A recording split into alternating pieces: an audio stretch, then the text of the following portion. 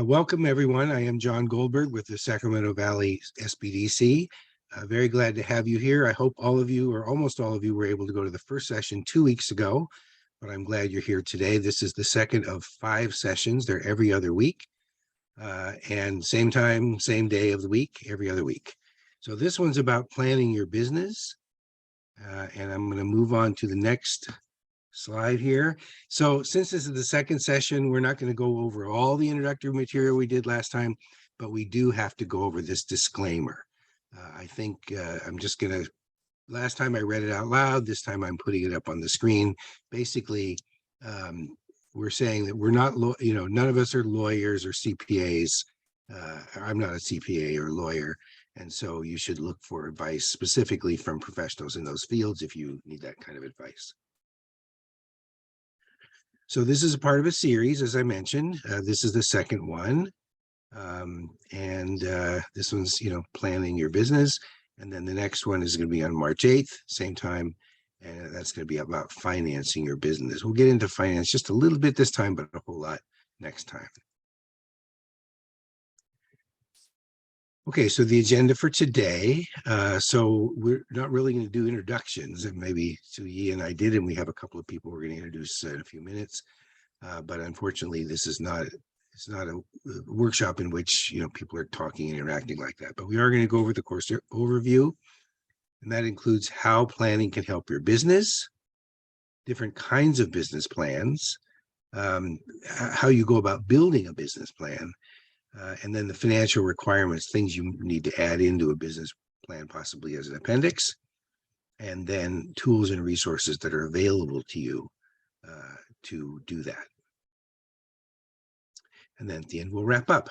So the objectives for today include understanding and explaining the reasons for creating a business plan, and then selecting the type of business plan that's appropriate for your business. You might need one kind of plan or two kinds of plans, depending on your business. We'll talk about that in a little while. And then we're going to use one of those kinds of plans today and give you the opportunity in the workshop to create a first draft of the lean canvas. This is one, I think, excellent tool to help you create a business plan, and we're going to give you a chance to start that today. And then we're going to talk about the financial documents you need to support your business plan. So those are the objectives for today. And by the way, if you have a question for me, please put it in the Q&A. And if you have something other than that that you want to put in there, that you want to put out to people, then please put that in the chat. And just to let you know, because I have mine in full screen, I can't see the chat or the Q&A, but I know that Suyi will tell me if there's something I need to address. So let's talk about how planning helps. So there's one study that showed that a business with a plan is 6 times more successful than a business without one. So I definitely want to be in that camp, and I'm sure you do too.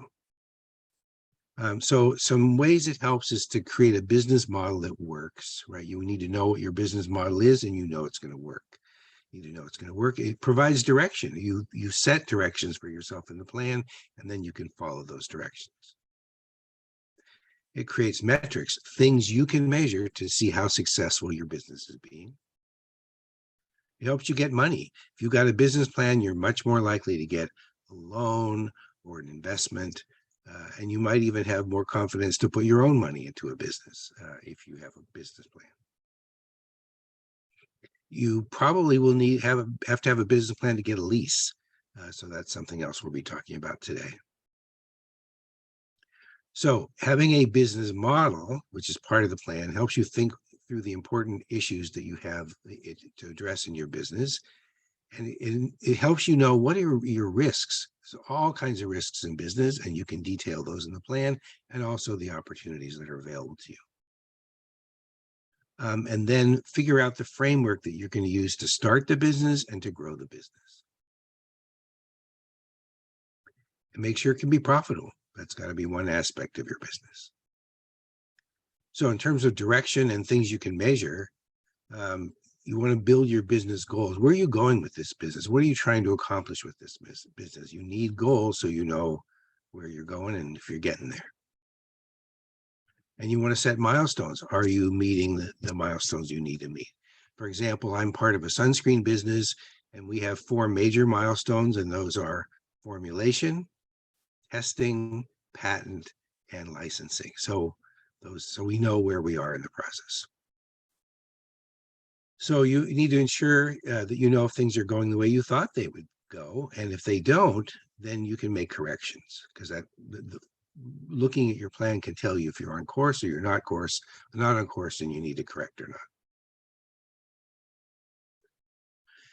Okay, so the money part of the plan shows other people that you're serious, and it can convince funders that the business is viable, so that they'll either give you a loan or make an investment. And like I said, it's useful to have for a landlord. Many landlords require it, and it can help you with negotiations, because you can tell them, this is what we have budgeted for a lease. You may be asking more, but we're going to be here for a while, that kind of thing, and negotiate that lease. So to summarize that, it gives you a model to follow. That's how planning helps you. It helps you get money. And it also helps you measure the degree to which your business is being successful by the metrics that you've chosen. So let's do a knowledge check with poll number 1. So can you give them that poll? Yes, I can. Poll number 1 coming up.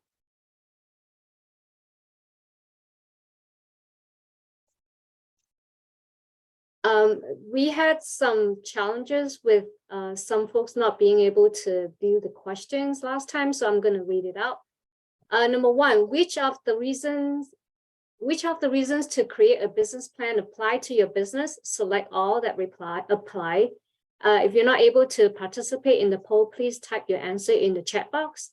Number 1, to create a business model that works. Number 2, to provide direction.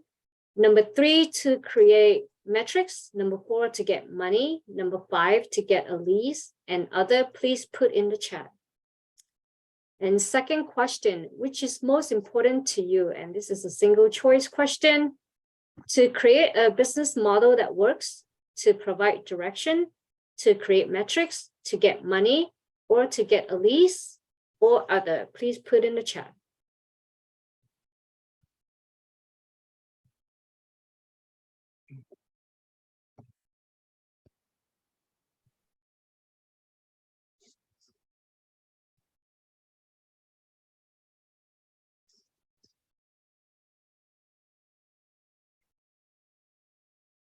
Again, the questions are, which of the reasons to create a business plan apply to your business? And the second is, which is most important to you?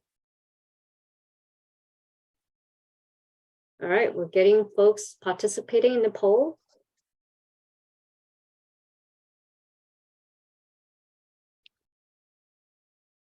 All right, let's keep the number up. I feel like I'm a game host, game show host. How am I doing? Great. And while we're waiting for the last answers, I did happen to see a question in the chat. Someone asked, any recommendations on how to find a good lawyer? Well, one possibility is go to your local bar association, and some bar associations have lawyer referral services. And Sui, do you have anything to add to that answer about how to get a good lawyer? I would ask friends and family. I think word of mouth referral, it's really important for this type of services. Definitely interview them as if you are interviewing yourself for a job, as if they are asking for a job. How about Anka from Wells Fargo? Yeah, hey, good afternoon, everyone. I'm with Wells Fargo, as just mentioned. So in my experience, I mean, choosing the attorney, it's going to be someone you're going to communicate with quite often, right? So you want to make sure it's a good personality fit for you as well. Some of the most important things to consider is their method of contact and how often and how likely are you to be able to connect with that person and when you need to get a hold of them. So a lot of times you might not connect directly with the attorney, you might end up connecting with their assistant there. So not only is it important to know which attorney, but also that assistant, are they going to be someone that's going to be capable of getting your questions addressed as well. And best way to find the right fit typically is just kind of, from your centers of influence, your family, friends is always a great starting point. Otherwise, the bar association, I think John mentioned that, so you can definitely do that as well. But from my experience, it's the people I work with, right? So if I need someone that's going to be for commercial properties, I need an attorney somewhere, that assists with some of those matters, I'm going to get in contact with some of my realtors, right? Some of the brokers I know. If it's going to be someone that's for law, I might look for someone I might know that's in that professional field. They'll have a good recommendation for me. So it's really just kind of figuring out who you work with. Like us as bankers, at the bank, we have attorneys we work with, right? Based upon the type of different customers we assist, we might even make recommendations. So you can reach out to your family, friends, the professionals you surround yourself with. So even your banker that you have, they might have other professionals they work with, and an attorney is definitely one of them. So I'd say just kind of leverage that your relationships and your partnerships you have to find the right fit for you. Okay, thanks so much. Sui, are the poll results available? I'm ending the poll right now. I'm going to share the result.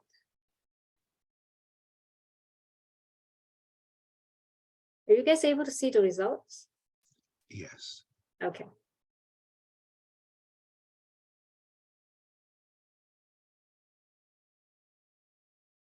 So we see that to provide direction has really high percentage, to create metrics. Oh, I like that. Create a business model that works, and which is most important to you, to create a business model that works. Okay, thank you very much. So let's go ahead and move on. There's something in here just showing you if you want to get into the chat, shows you how to do that. Okay, so we do have guest speakers. You did hear from the person who was kind enough to arrange this, Ankar Singh, who is in business development with Wells Fargo. And there's two guest speakers. So, oh, you know what? If people didn't already put where they're from, if you're from Davis or Woodland or somewhere else, you could put in the chat where you're from. That would be great. Because we do have two people from Wells Fargo who are going to be speaking about business checking. Rocio is from Davis, the Davis branch. She's the manager there. And Raymond is a business banker in the Woodland branch. And so if you could just take, about 10 minutes, talk about the importance of business checking, why you need it, and then how to get it. Everybody, my name is Raymond Venko. I am from the Woodland branch, which is down the street here from Davis on the 113. I'm fairly new to the area. So like I mentioned, my home branch is Woodland, but I do work with Rocio at the Davis branch, and I am able to help at that location as well. So the difference before, of having a business account is kind of just finding out why you should separate your business accounts and your consumer accounts. So separating helps you maintain a clear picture of your company's financial like their cash flow and financial health, and also separates your personal assets from your liabilities. It keeps your business funds and your personal finances separated, and can save a lot of time and hassle when it comes to like managing your money and reducing like the confusion during tax time, and also making sure to separate out your business transactions from personal transactions. To help supplement that, we do have our Initiate Business Checking Account that we offer at Wells Fargo. It is used to avoid the it's a basic checking account. To avoid the monthly service charge, we would require a $500 minimum daily balance or $1,000 ledger balance. If those aren't met, then there is a $10 fee, but the requirements are pretty easy to avoid that fee. Also for the Initiate Business Checking Account, it's for those ambitious business owners building a foundation for their business. This account is probably like the most common account you'll face and you'll need. There's reliable financial support through Wells Fargo, such as access anytime through online banking or mobile banking. You're able to set up text alerts, email alerts to monitor your accounts, and there's also 24/7 monitoring for fraud and zero liability for debit card protection. And then for myself, like I mentioned, I am based out of Woodland, but my main goal my commitment is to get to know you and your business so that I can provide my knowledge and expertise to create a tailored approach so that I can help your business succeed financially. So pretty much I am your dedicated relationship manager for your business, and I'm here to offer you options, products and services to help your business succeed financially. And Rocio? Good morning, everyone. My name is Rocio Herrera Mondragon, and I'm the branch manager at the Davis Wells Fargo location. I've been here in Davis for a little bit over a year, serving the community, and I do coach my bankers and get help from other bankers at other locations such as Raymond to be able to help our business customers achieve their business needs. Something else, once you decided that you needed to open a bank account based on your business plan, I want to talk about what you would need to open a business account, and two main things. So obviously the individual who's going to be opening the business account, so most likely will be the owner, the partner, or the key executive of the business, and then verification of the actual business entity. When we're opening a business checking or savings account here at Wells Fargo, we are required by law to verify the business as well as the individuals associated with the business. To verify the individuals, we would need two forms of identification. One would be the government identification. And the second one could be something else with their name, like a debit card, credit card, anything else with their name. That would be to verify the individual. Now, in order to verify the business entity, we would need different documentation that I'll go over in a little bit. I did want to say we do have 5 different entities that we serve and provide here for businesses. So the 5 entities that we serve here would be, sole proprietor, partnerships, limited liability companies, corporations, and unincorporated associations, such as social recreational groups.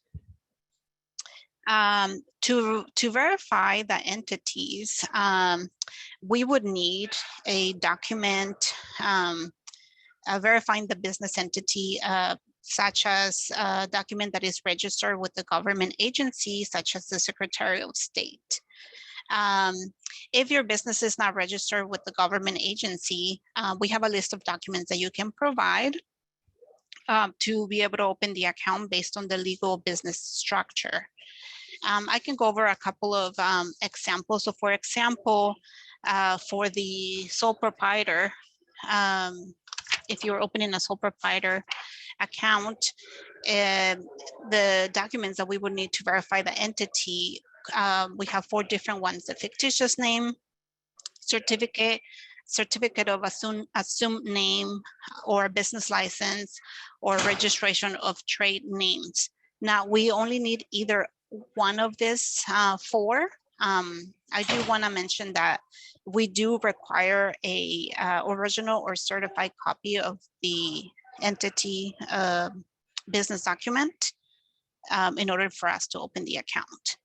And like I mentioned before, we do have other entities that we serve: partnerships, limited liability companies, corporations.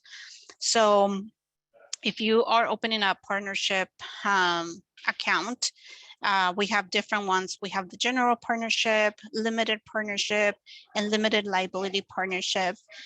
For each of those, we have a list of documents that you would have to provide.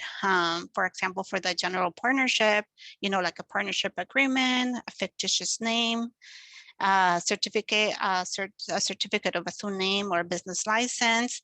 I do want to mention that for the partnerships, corporations, and limited liability company, you are required to provide an EIN number for the business entity. And for every different entity that we have a couple of different options of documents that you can provide to verify the business. We would be happy to send those options to you. And like I said, we do need a original or certified copy. Another thing that I did want to mention is that the document that you are providing to verify the business entity has to reflect the physical address of the business on the document. If the document you're providing does not have the physical address of the business, you would just need to provide additional information or documentation for Wells Fargo to verify the business address. Well, thank you, all of you from Wells Fargo for your contributions today. And Rocio, I just have to say you have an excellent last name for somebody who's in banking. You know why? Thank you. You know why? Mondragon. Yeah. In Mondragon in the Basque region of Spain, someone started a bank to fund businesses and other organizations, and they have been very successful in that part of the world. So it's a great name for a banker. Thanks And then- again to all of you. Thank you. Yeah. Hey, John, I wanted to just briefly go over two little pieces. I know for, just out of, for time's sake, we won't spend too much time on this, but we mentioned how and what you need to set up business checking accounts or just operating accounts.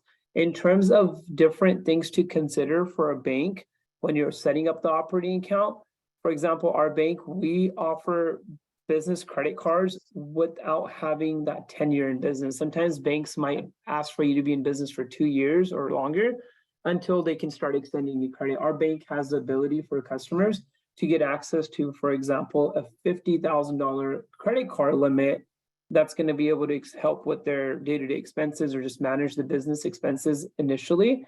So there's products that we have for brand new businesses where, as you look on the marketplace, sometimes it is more difficult. So we have a credit card for customers to be able to manage their cash flow. And then in addition to that, even a business line of credit, a SBA approved business line of credit that can also have a line limit of up to 50,000, which could allow for you to use cash instead of having to use card pay purchases only through a credit card.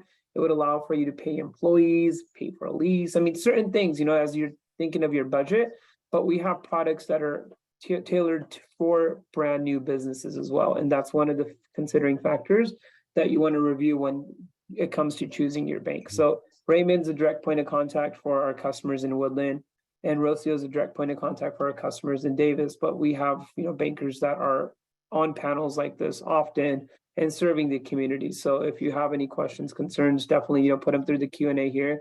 You can ask them after the session, or if you think of it another session, definitely get back to us. We'll get in touch with John and we can answer some of those questions for you at a later time as well. Thank you. Okay, thanks again. So now we're going to talk about different kinds of plans. So there's 4 major different kinds of plans. First one is the lean canvas. And I think I mentioned we're going to go into some detail on this today, and you're actually going to start making a first draft of your plan. And then the next one is the one-page business plan. We'll go into some detail about all of them, but mostly the lean canvas. There's also the traditional business plan, and there's the pitch deck. So which plan you need is determined by sort of the nature of your business and your interactions with others. So if you need money other than your own to start your business, or you need a lease, then the lean canvas can be useful to you, but it won't be the only thing that you'll need. So but it's always useful, I think, to have a lean canvas because that gives you the big picture of your business. But then if you need either money or a lease, then you're looking for equity investment, then you're going to need a pitch deck. And if you're not looking for equity investment, but you're looking for a loan or to have a lease, then you're going to need either the one-page business plan or the traditional business plan, depending on what your lender or your landlord wants. So now we're going to talk about the lean canvas. So this was created in 2010. There's something called the business model canvas, which is very similar. It's open source, and so anybody can use it or modify it. And this person named Ash Maurya adapted it into what I think is a more useful model, which is the lean canvas in 2010. So some strengths and weaknesses. So it's great for startups, gives you the big picture. There's only 9 questions you have to answer. And you can use it as a way to create your one-page business plan or your pitch deck or your traditional business plan. And it's not as structured as some of the other ones. So it's a more flexible way to go about setting up a plan. So here's the format. You have to figure out the most important thing you have to do is figure out who are your customers. And what are their problems that you can help solve, or the opportunities they'd like to take advantage of that you can help them with. Then, what is your unique value proposition? And by the way, this side is the product side or the service side, and this side is the market side. And what ties those together is the unique value proposition. And that's how you're different and better than the competition. Why they should hire you or pay you rather than somebody else. And what's your solution? What is it exactly that you have to offer the customer? How can you protect yourself? It's called unfair advantage. It's basically how you can protect yourself against being copied by the competition. So revenue streams, this is where your money is going to come from and how much. Cost structure is where your money goes and how much. The metrics are the things you measure to determine how successful your business is.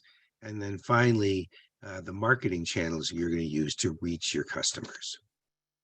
So like I say, we're going to go into all of these in detail, and you're going to have a chance to do this in this session. So you want to work through each section. There's different orders that people do it in. I like a particular order, which I'm going to give you. They're numbered. The sections are numbered.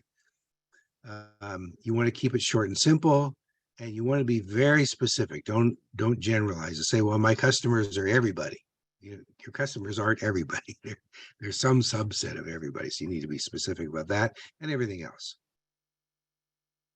So one-page business plan, actually, it's the mission, the vision, the objectives and strategies, but this was actually the best image I could get to put on here. So the history of that is a fellow named Jim Horan created that in 1997. And the strengths and weaknesses include it's easy to share with potential lenders and investors, just one page, not, it used to be business plans were like 50 pages. Now they're just, you could do it in one if your lender or your landlord will let you, or your investor. It might not be enough detail for some needs, so you might need a traditional business plan. And there's no place on it for financials in detail, so you'd have to support it with those separately. Okay, so the format includes the vision, the mission. The vision is what you're building. The mission is why you're building it. And then the objectives, which is the results you're going to measure. And the strategies are what will make your company successful over time.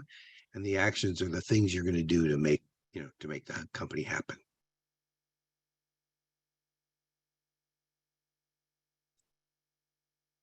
Okay, so again, you answer each question. You make sure you stay on one page, and just like the Lean Canvas, you want to be specific, not general in your answers. Okay, so the traditional business plan has been around a long time, and it has strengths and weaknesses. One is it's a detailed plan that covers every aspect of your business, but it might be too much work depending on the need. If you don't need it, you don't need to write a long plan. But I'm going to go ahead and talk to you about the format. Now, there are a number of different formats available. This particular format is from bpplans.com, which I hope you can see my cursor down here on the screen. Let me get that floating meeting control out of the way so I can see the whole thing. Okay, so the last thing you write is the executive summary after your, excuse me. Allergy season just started yesterday.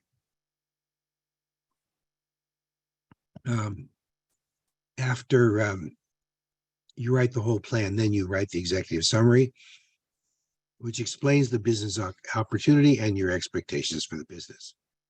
So then you get into the opportunity itself. What's the customer problem? What's your solution? Who's the target market? Who's the competition? And in what way, can you compete with them? Then you go into execution. How are you going to market it? How are you going to sell? How are you going to operate the business? What milestones are you going to track, and what metrics are you going to use to measure your business? And then, come on. There it is, sorry. An overview of the company and who's the team. You want rock stars on your team, and you want to make sure everybody knows they're rock stars, right? Then you need a financial plan, which includes a forecast, how you're going to get financing, and your financial statements, which you put in the appendix, profit and loss, balance sheet, and cash flow. So how you use the traditional plan, like I said, you create the summary last, and you can give it to lenders or landlords, and banks often want this format. Okay, pitch deck. Actually, I was given these slides, which I edited, and it originally said that pitch decks were from the early 2000s, but really people did start using them in the 80s after PowerPoint was created. And some strengths and weaknesses include it's a format that's recognized by investors. It's short and precise. You don't want more than about 10 slides, not a lot of words on your slides. And you have to, you're going to have to give them financial statements separately. You could summarize them in the pitch deck, but you're going to have to give them separate financials if they actually can consider investing in you. And probably not enough for a banker. So pitch deck format, and like I say, there are lots of different formats, but this one's from bpplans.com.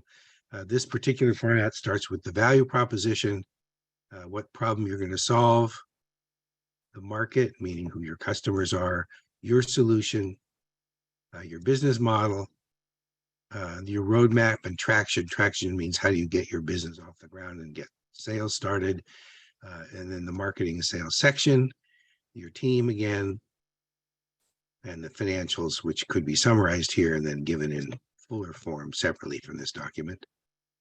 And you got to talk about the competition and why you're better than the competition. And how are you going to use the money? So if somebody's going to invest in you, they want to know how are you going to use the money. So as I mentioned, the different types of plans, lean canvas, it's great, but the question is whether it's enough depending on the nature of your business and where you're going to get money from or if you need a lease. One-page plan is good because it's concise. Traditional plan is detailed and it covers every aspect of your business. And the pitch deck is good for getting investors and some micro lenders to give you money. So let's go ahead and do poll number 2 and see what people have to say at this point. Coming up, poll number 2. There are 2 questions to the poll. I'm not going to read since everyone is able to view the questions.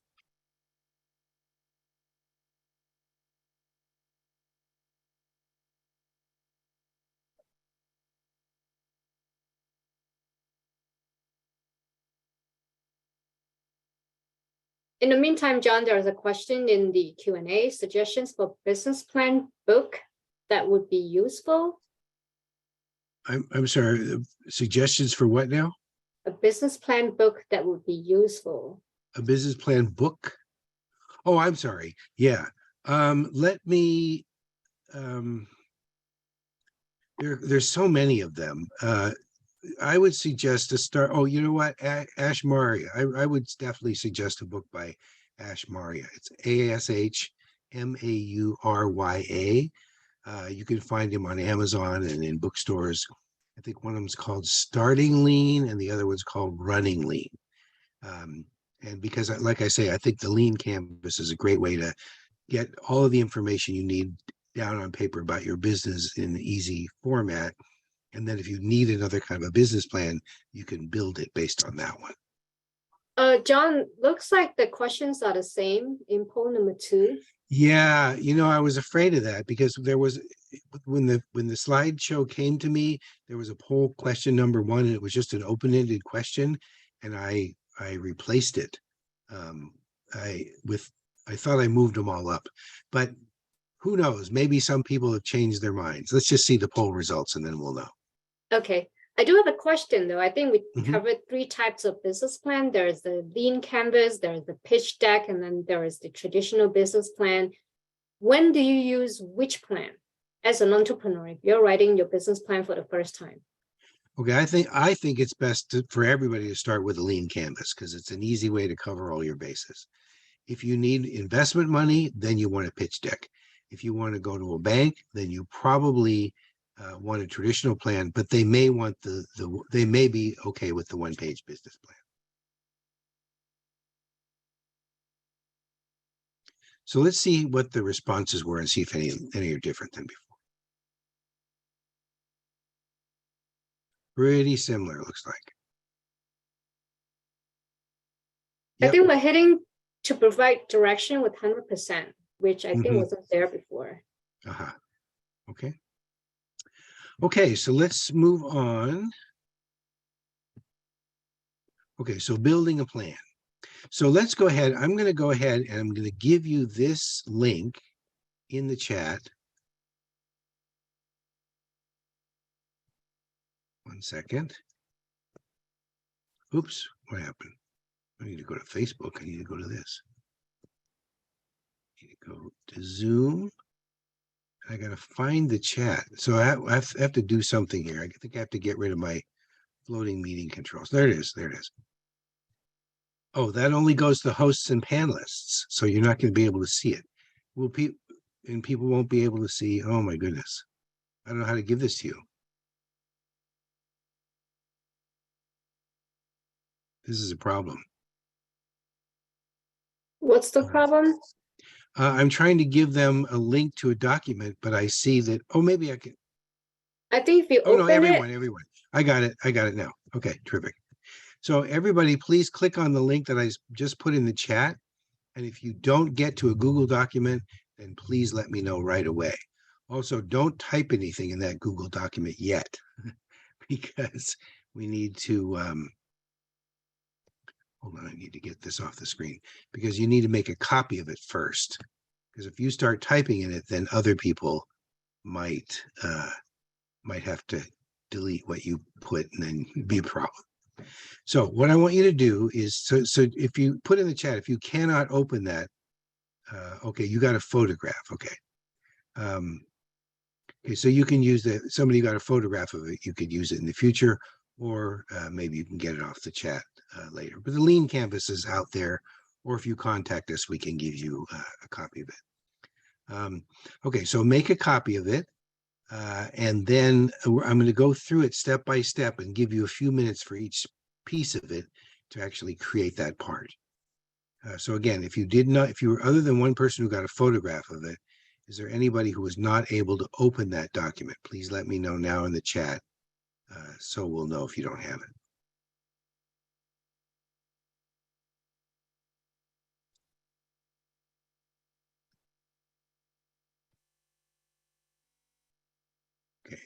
Okay, so the order we're going to go in starts with customers. So what I'm going to do in just a moment, I'm going to give you 5 minutes in that document. Again, first make a copy of it. And then in that first, the cell that's on the right-hand corner, up on the upper side of the right-hand corner, there's a cell called customer segments. And what I want you to do is to go ahead and sort of list the characteristics of your customer segments. And if you know who the early adopters are, the people who are just waiting for what you have, you can put those. There should be a section down just below that to put those in. So please go ahead and type what you know about your customer segment in that box. And when you're done, please just type done in the chat, and then we'll give you up to 5 minutes, but if most people are done way before then we'll end earlier than that. hey, John, Yes. can you clarify on the early adopters, the definition of who they are? Yeah, Maybe the an early example? adopters. Yeah, the early adopters are the people just waiting for what you have. I mean, a great example of this is the people who spend all night waiting outside of a Apple store to buy the brand new iPhone. Like, all you have to do is tell them what you do, and they go, "Great, who do I write the check to?" Right? They just want to buy it. Oh, and I'm sorry, there was some more information here. So early adopter, I'm sorry. These are the people who are, they're not your eventual established customers, but they're the people who are waiting for it. They want it. They just want it now, right? And the target customers are anybody that you think you could sell to. And what are the demographics of those people? And then Amy is asking if you can go back to the slide that listed out all the items needed for the pitch deck. Let me see if I can. Well, one way, this is sort of a hard way. There we go. Right there.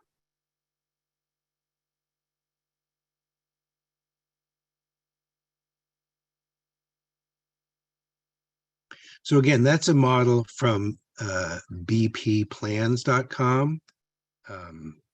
but that's one model. Another model, and I'll just skip through these to go back again.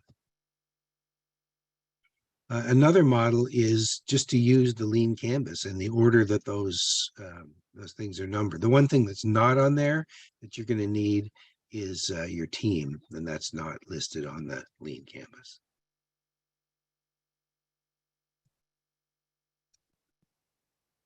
Okay, now let me see. So again, when you're done, if you would please let me know you're done with the first part, customers, who your customers are.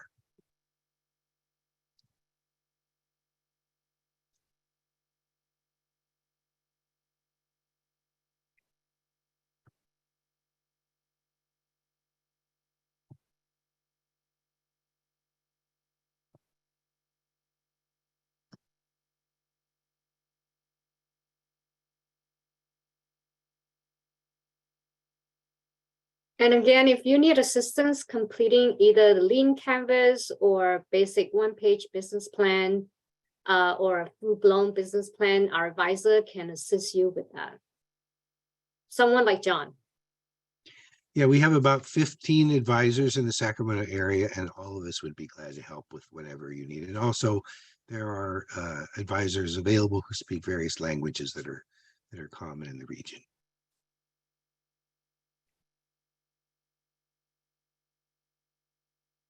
Right. Somebody said you have a copy of a blank form. That's correct. Please make a copy of it and then type into the form.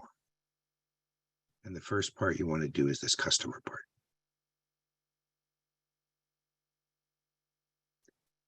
And just in case people for some reason didn't get the link before, let me put it back in the chat again. Because we're going to be going through all the sections of the Canvas. Oh, it only, great. It only copied the part that says HTTP. That's all it wanted to copy. Let's see if it works this time. There we go.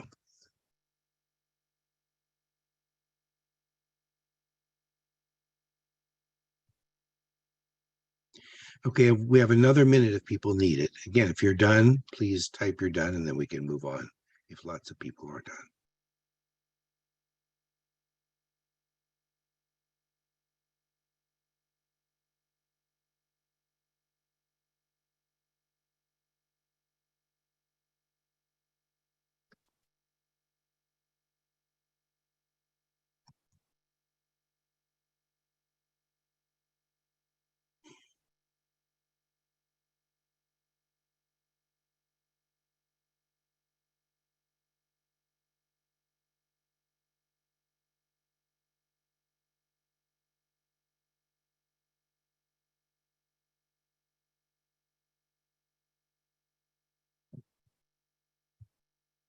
Okay, that's it on that one.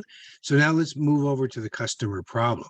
So what you want to do in the upper left-hand corner of this lean canvas is to identify the pain points that your business will address. In other words, what are the things that are causing problems for your customer that you think you can solve?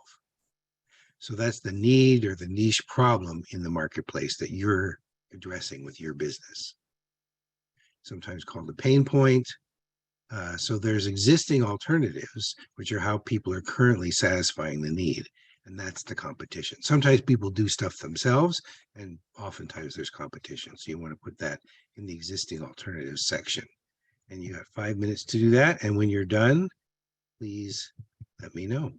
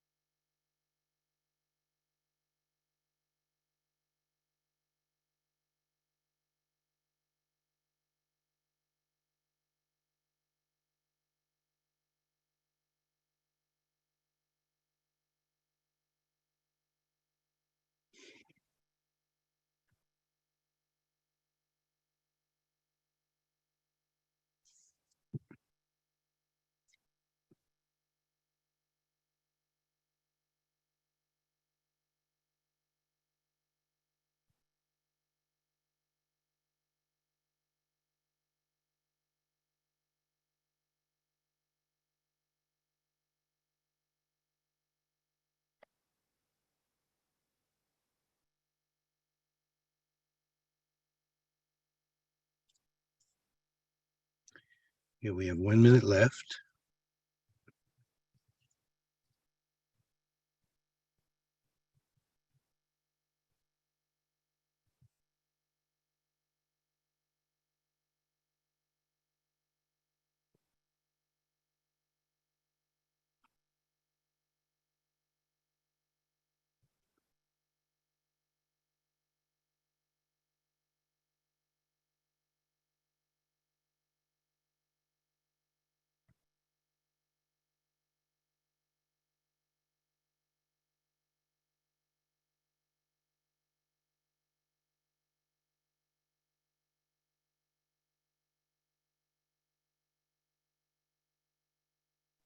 This is a long exercise, John. Yep.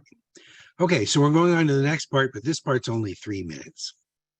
So here you go to the solution. So this is the product or service that you're creating. You want to be detailed and specific about what are the features of this product.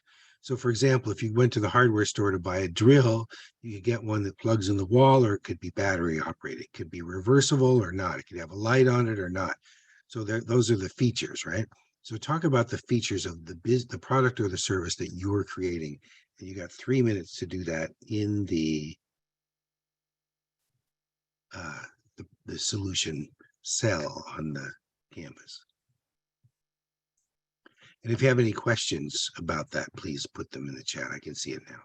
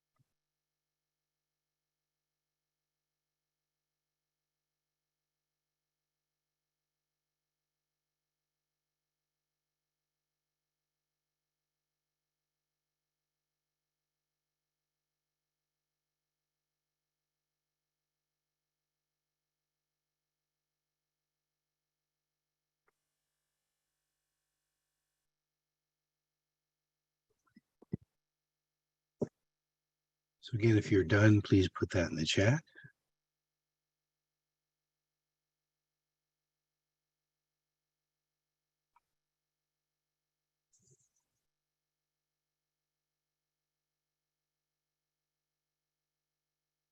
And you have 1 minute left.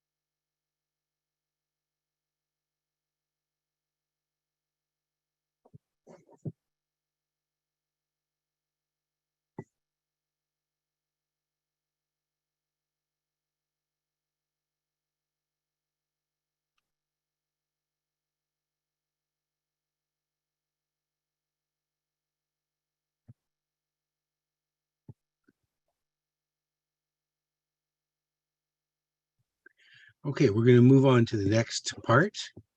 And that's your unique value proposition. That's in the middle on the top. So this is the why of your business, why you're doing their business. And it's what you're selling, how what you're selling is different from the competition and worth buying. Why would they want to pay you rather than paying somebody else? So to create a unique value proposition, you identify the product the benefits of your product or service, right? In the solution part, you were talking about the features, but now you're talking about the benefits. Like, why is this good for somebody? Why would they want to buy it? Describe what makes your product or your service valuable, and you connect this value to your customer's problem. And then finally, you differentiate yourself as the preferred provider of this value. Why is what you're offering, like I say, better and more valuable to the customer than anybody else? And you have 5 minutes to do that, up to 5 minutes. And if you're done before, let me know. And if you have questions, please let me know.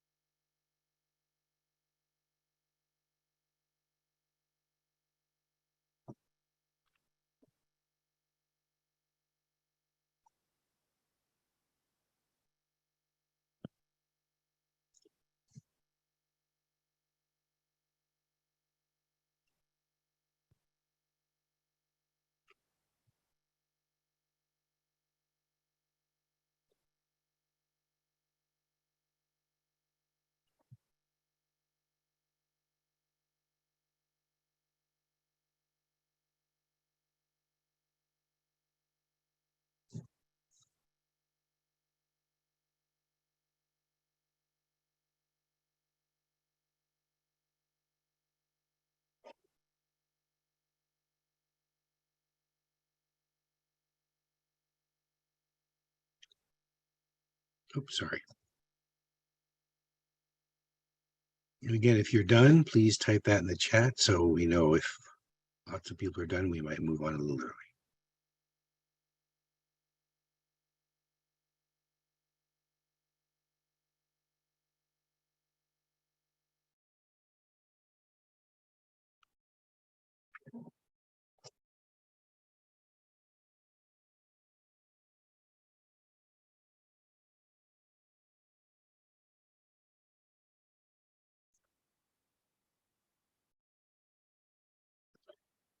So it looks like lots of people are done. So rather than taking almost 3 more minutes, we'll just take 1 more minute from now.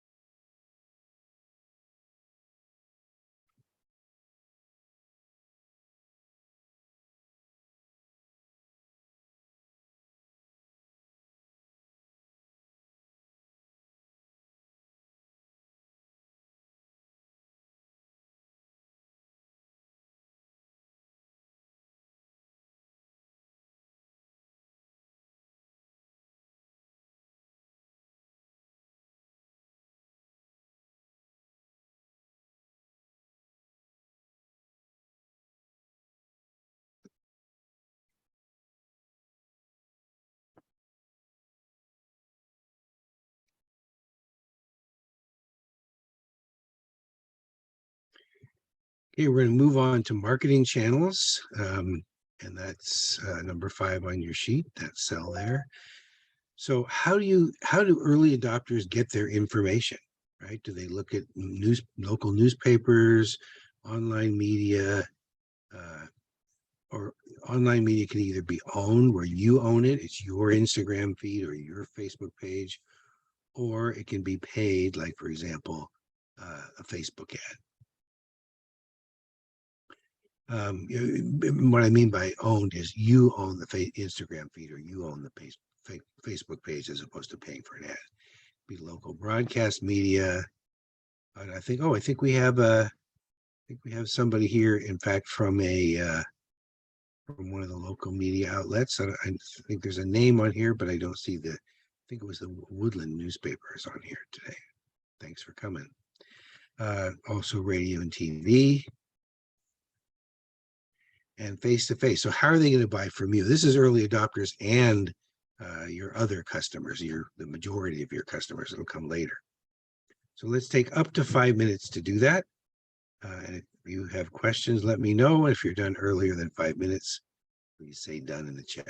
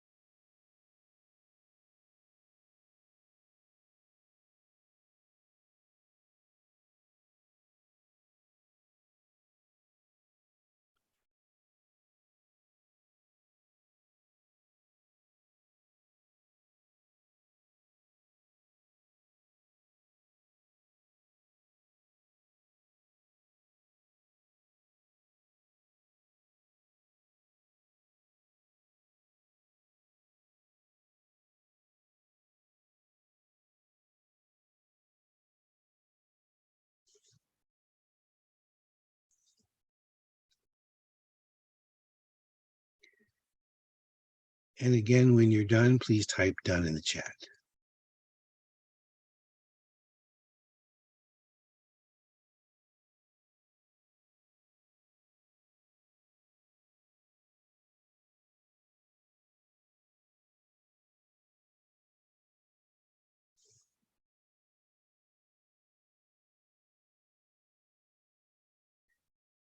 Okay, we have several people who are done. So instead of almost 3 more minutes, we're going to have 1 more minute. Then we'll move on to the next item.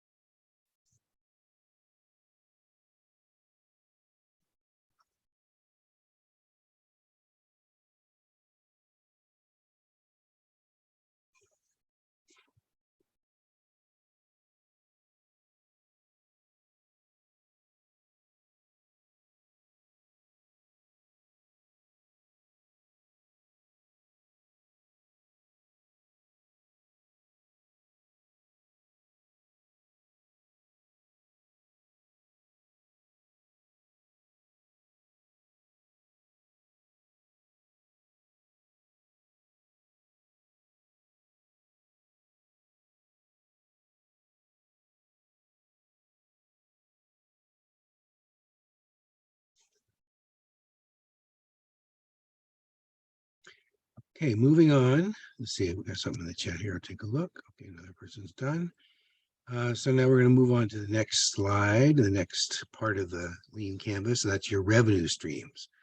So what I want you to do here is to list where's the money going to come from? What are your sources of revenue and how much do you think that revenue is or is going to be?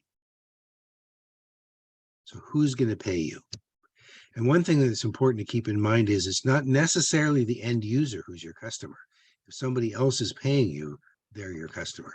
I mean, in a certain sense, the end user is too, but the one who's paying you, that's your customer. So it might be business to business, or it might be business to customers, to consumers. If you sell directly to individuals, that's B2C. But if you sell to businesses, then that's B2B. And how are they paying you? Is it like by the hour? Is it by the product? Is it by the month? You know, you want to put as much detail as you can in there.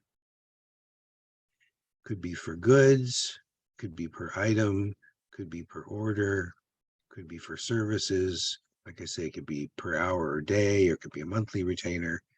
There's all kinds of ways you could be paid. So please list that, and you have 3 minutes to do that. And if you have questions, let me know. If you're done earlier than 3 minutes, please type done in the chat.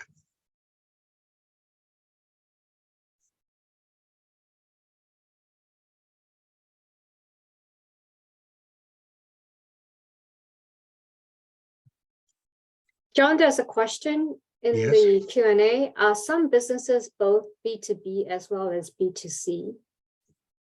Yeah, if you're both wholesale and retail, you might well be both. For example, let's take Costco. They sell to individual consumers, but there's lots of businesses who have business accounts there, and they go and stock up for their, for example, corner grocery stores. So that's an example.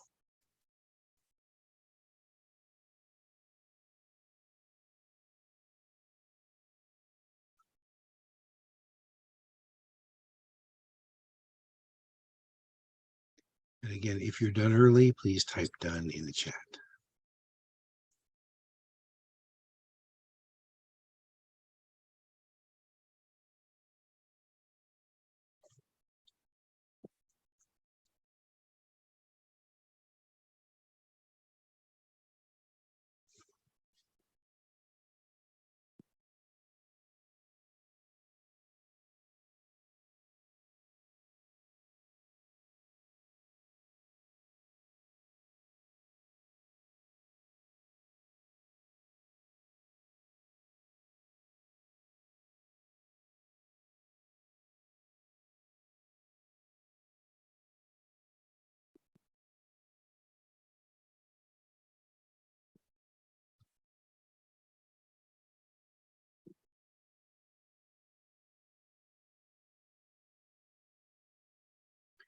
So 1 minute left.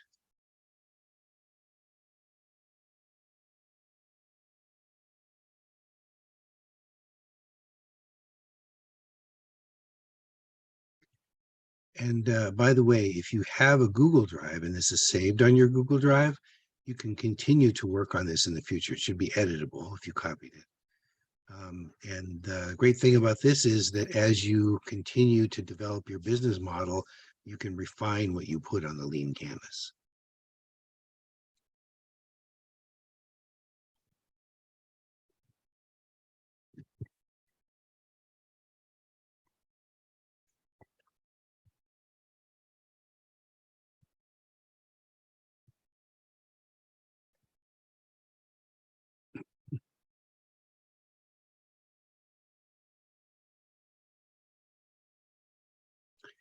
Okay, let's move on to the cost structure. This is very similar to the revenue part. It's just what's going out instead of what's coming in.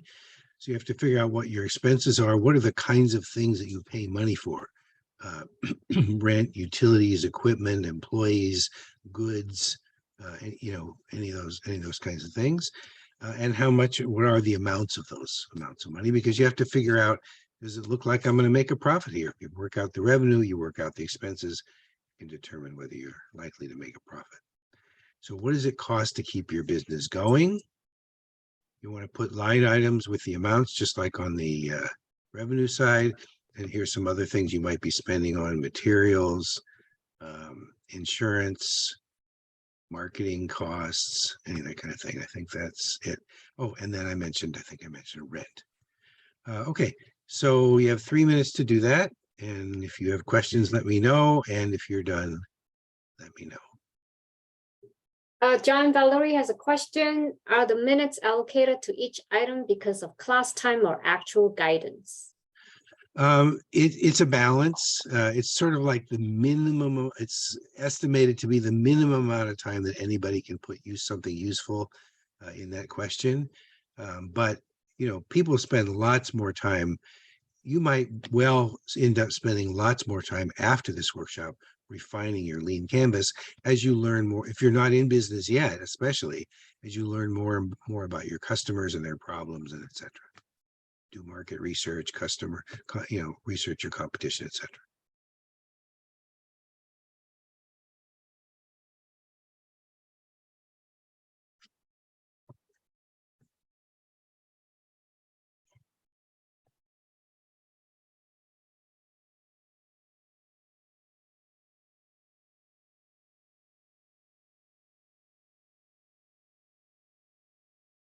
So I have a follow-up question, Uh-huh. John.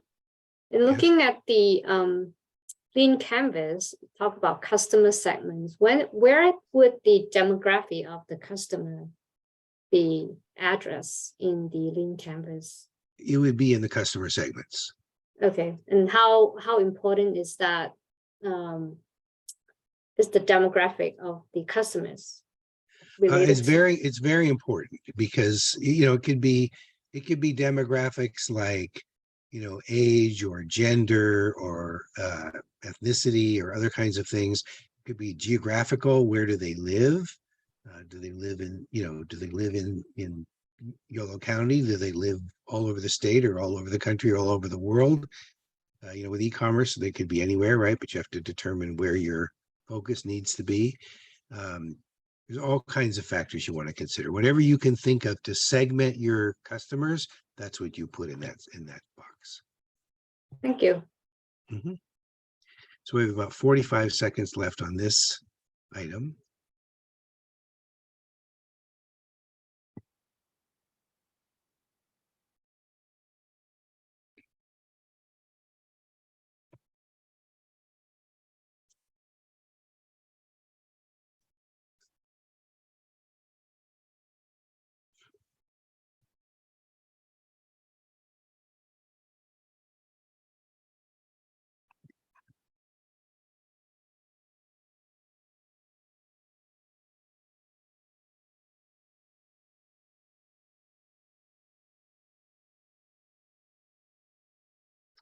Okay, next box, the second to last box, these are the key metrics, the things you're going to use to measure how successful your business is.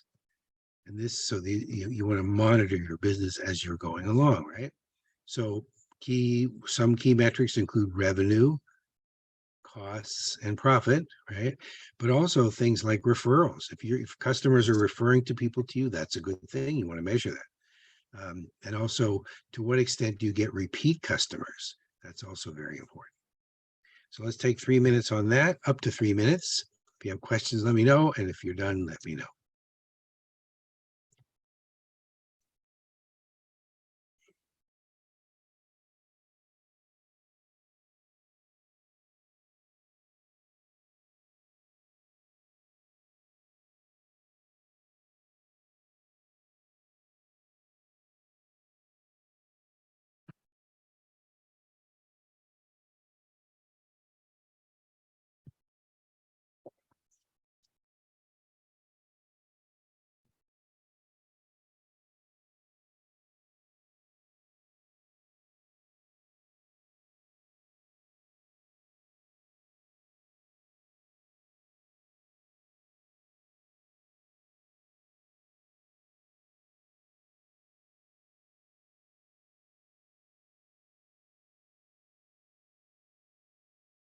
And if anyone's done yet, please put done in the chat.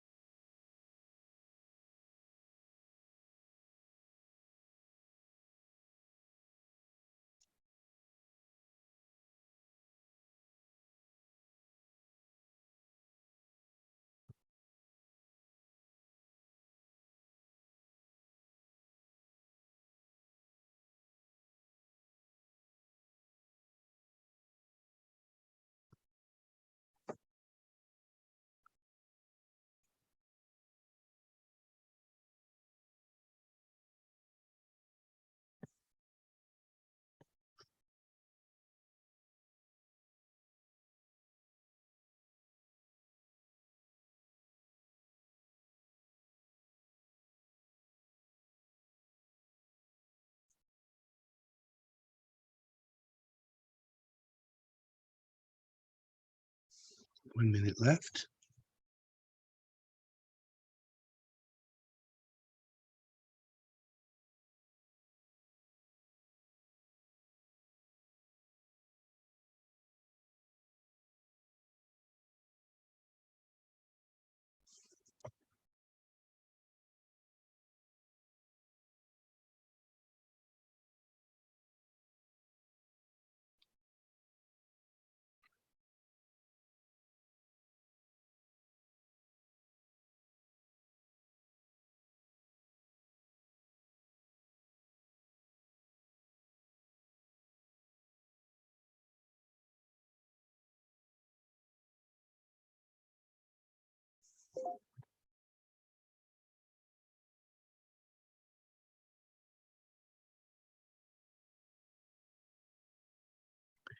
Okay, we're going to move on to the next and last box. That's the unfair advantage.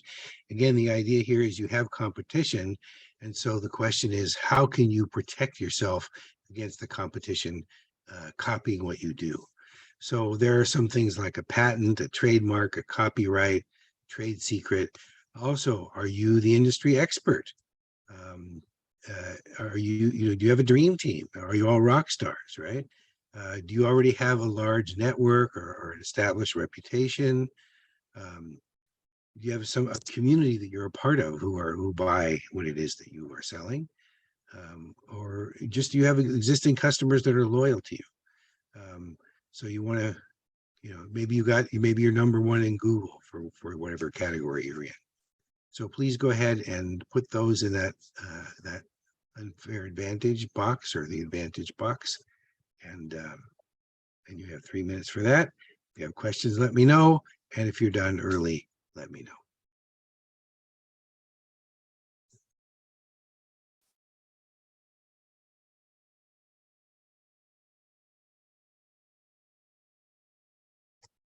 John, I'd just like to add a note that when you complete your homework, please take a moment to complete our workshop survey at your convenience. Feedback is important to us. Yeah, right. Thank you. And that's in the chat. The link is in the chat.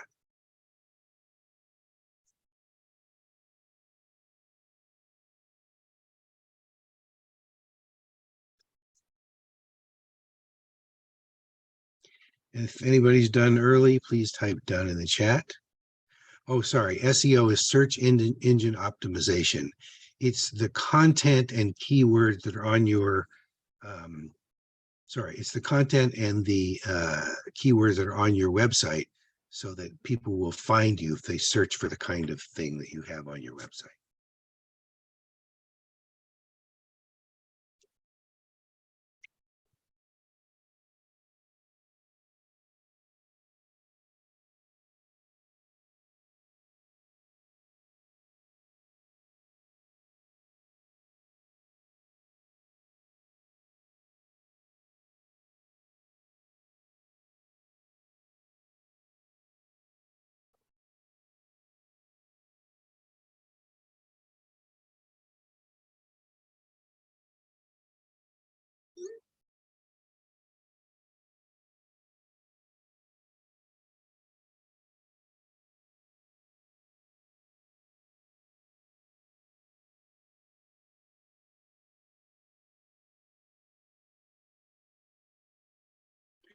One minute left.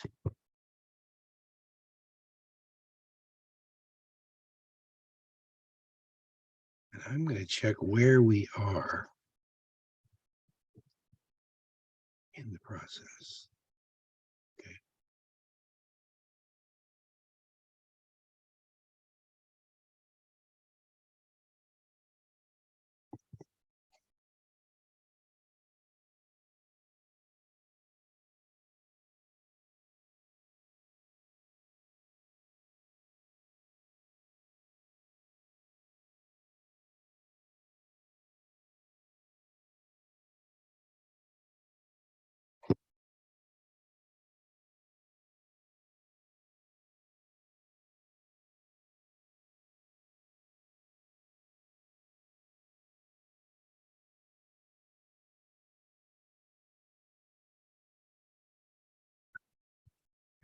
Okay, all done with the very last one. I guess I have to run through these little things here again to move on. Okay. Excuse me. So we're running a little late because we have to stop that right there. And we had guest speakers and also this long activity. So there's some things I'm going to skip. I'm not going to do a recap of the Lean Canvas because we just went on it. We're going to do a couple other things and we'll have a couple things we're going to skip too. So first of all, you want to make a vision statement. What is it that you're building? And so here's an example from IKEA. Our vision is to create a better everyday life for many people. And then you want to make a mission statement. Here's the example from Tesla. It's about, what is your promise to the world, right? To accelerate the world's transition to sustainable energy. Okay, the world overnight was FedEx, I think. Okay, so those are some examples. So building a plan. So you work through the lean canvas. Hold on a minute. I want to see if I want to skip some of this. And then you add your mission and vision statements and decide if you need any more than that, like, financial stuff. I'm not sure if we're going to have time for the polls. I think we have one. Actually, you know what? Why don't you go ahead, Suyi, why don't you put poll number 3 up, and I'm going to go ahead and keep going on the financial part.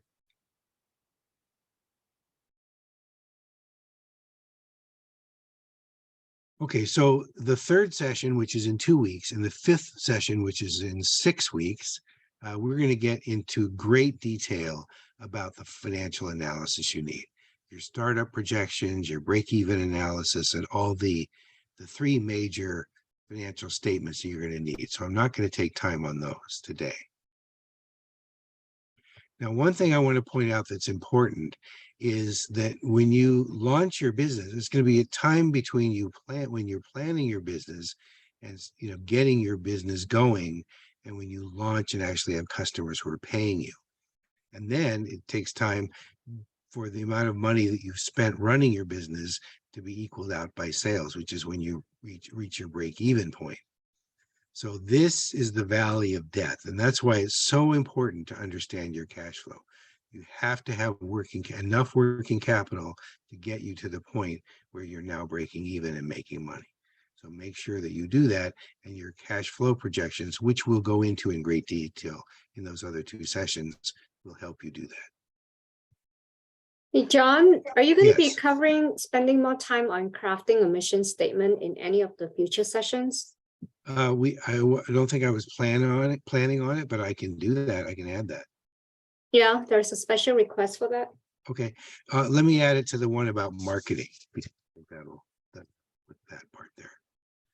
Okay, so there's the cash flow projections, or the income statement, and the balance sheet. These are all things we're going to go to in great detail, as I said. Oh, lucky me, a lot of these were hidden slides, so there weren't as many as I thought. Okay, so the thing is that as you're doing your financial analysis, new or existing businesses have different needs, and so you're going to have to be, very cognizant of that when you're developing those financial statements. You want to separate your startup costs, excuse me, from your operating costs, and make sure you've got enough working capital. Because if you run out of money, you run out of your business, right? Okay, why don't you go ahead and share the results of poll 3, and then we'll do poll 4 after that.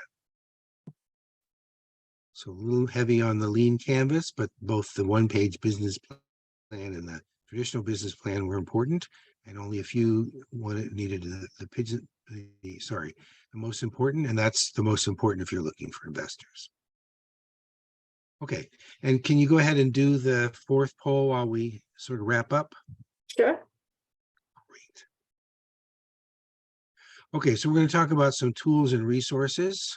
So I see you've got which part of the canvas was the hardest to complete, and what are the next steps you're going to take to complete it? That's a great question. So online planning tools. So there's some free resources, BP plans, which I've mentioned before.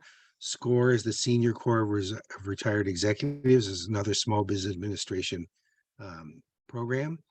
And then there is the Small Business Administration itself, and SBDC, which you're working with now today in this workshops. And there are paid resources like LivePlan and Venngage that you can use to help you continue your business planning. So here in the local office, we do have one-on-one advisory services. It helps you through writing your plan and to put together your financials. Different business advisors have different levels of expertise in different areas. I focus mostly on planning and the marketing channels. Other people focus more on financials. So don't start from scratch. There's so many tools and templates out there. Take advantage of them and get help from us. We'll be glad to help you with any aspect of your business that we can. And if you could show those results, we'll take one last poll before we finish up today. So it looks like the hardest was the unfair advantage, right? How do you protect yourself against the customers? If you get, there's some easy ways if you can do it, right? If it works with your business, a patent, a trademark, a trade secret, or a copyright. If those work for you, that's a great advantage. But if not, then maybe, if you can be cheaper, if your cost structure is good, you can be cheaper. Maybe you got a better relationship with the customers. Those can all be helpful. Okay, so let's go ahead and do poll number. I think that was poll 4. So if it was, then please do poll 5. And the last minute I have, I'm going to go ahead and review what we covered. So we talked about how does planning help, the 4 different kinds of plans, how you build a plan. You might start with the lean canvas, and then make sure you do your financial analysis, which we will talk about in sessions 3 and 5. And use resources that are available like templates and the SBDC. So we're at the end of our time. I hope we covered our objectives. Next steps are, review your lean canvas and see what else you want to put on there and start working on a draft of the plan based on that canvas. Take other classes, maybe on financial planning or other things, and sign up with the SBDC to work with an advisor if you haven't already. And thank you very much for your participation. If there's any last questions or anything else, please feel free to put that in. I will put something in the marketing section about the vision and the mission. So Thanks, for John. asking. Thanks, John. Thanks everybody for your participation today. Great having you. See you in 2 weeks. Thanks, John. And everyone, please take a minute to complete the workshop survey. Would appreciate your input. And I will send a follow-up email with the copy of the recording as well as the slide deck. And in the meantime, have a great day. Thanks again, everybody.